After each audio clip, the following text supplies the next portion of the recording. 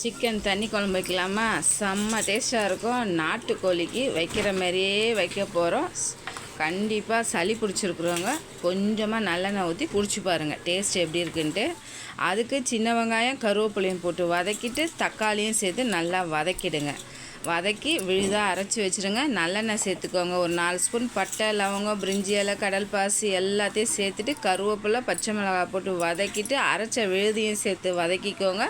1 spoon இஞ்சி பூண்டு விழுது, தேவையான உப்பு, 2 ஸ்பூன் மிளகாத்தூள் போட்டு நல்லா எண்ணெய் பிரிஞ்சு வந்தோடனே சிக்கனை சேர்த்து ஒரு 10 நிமிஷம் சிம்லேயே வச்சு வதக்கிக்கோங்க. அதுக்கப்புறம் மிக்ஸி ஜார்லேயே தண்ணி சேர்த்து கொஞ்சம் தண்ணியாக வச்சுக்கோங்க. தண்ணி குழம்புனா அப்படி தான் இருக்கணும். நல்லா எண்ணெய் பிரிஞ்சு வந்தோடனே ஒரு 1/2 lemon, 1/2 spoon garam masala, 1 spoon மிளகு சீரகத்தூள் போட்டு ஒரு கொதி விட்டு கொஞ்சம் கொத்தமல்லி போட்டு இறக்கி சாப்பிட்டு பாருங்கள். நல்லா கம கம கமன்னு இருக்கும். சூப்பராக.